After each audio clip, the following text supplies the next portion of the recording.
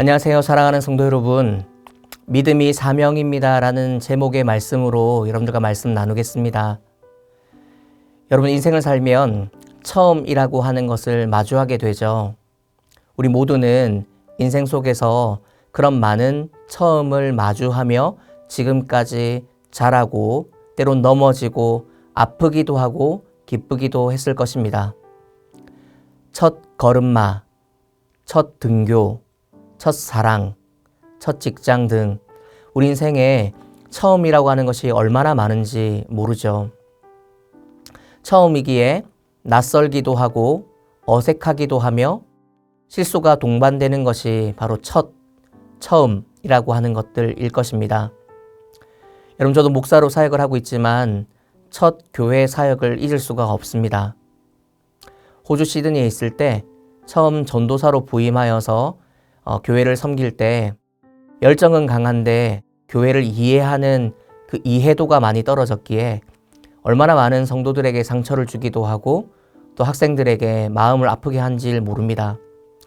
거기다가 영어는 잘 되지 않고 그 호주의 이민사회의 문화를 잘 이해하지 못한 채 아이들에 다가가고 부모님께 다가갔기에 그런 교회의 질서나 어떤 체계, 어떤 문화와 이해도를 무시한 채 사역함으로 첫 사역이 얼마나 힘들었는지 또 그 성도님들의 마음을 얼마나 아프게 했는지 모릅니다.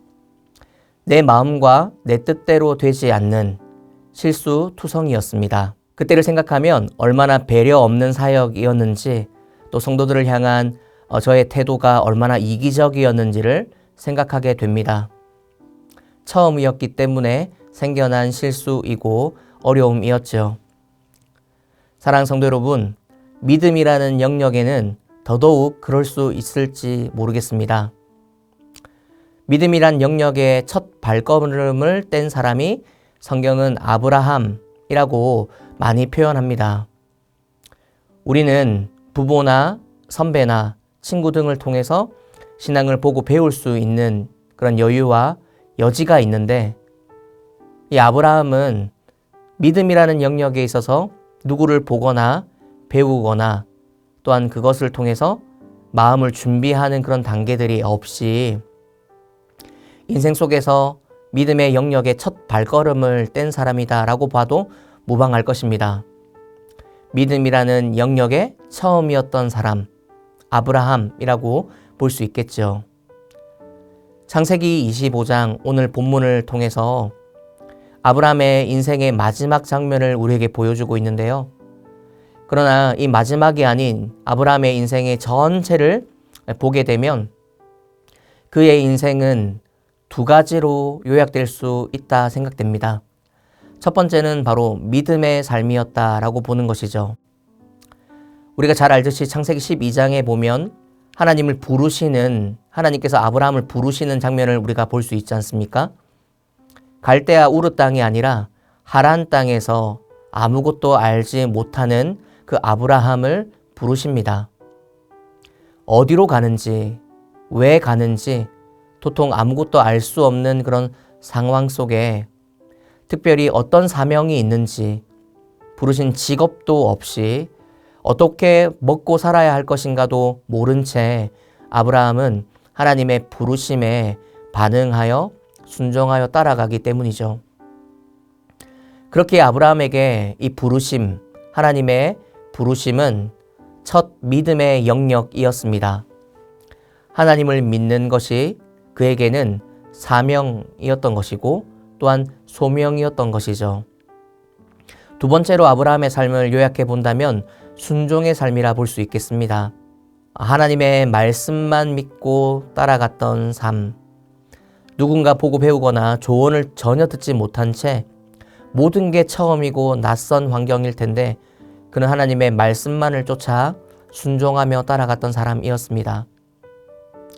그렇기 때문에 전도서에 보면 하나님은 그를 기쁘시게 하는 자에게 지혜와 지식과 희락을 주신다라는 표현들이 등장합니다. 뿐만 아니라 히브리서 11장 6절에 보면 믿음이 없이는 하나님을 기쁘시게 하지 못한다라고 정의하죠. 성도 여러분, 아브라함은 믿음이라는 것으로 그 첫 영역에 발을 뗀 사람으로서 그 믿음으로 하나님을 기쁘시게 하고 만족한 인생을 누렸던 사람으로 성경은 기록해주고 있습니다.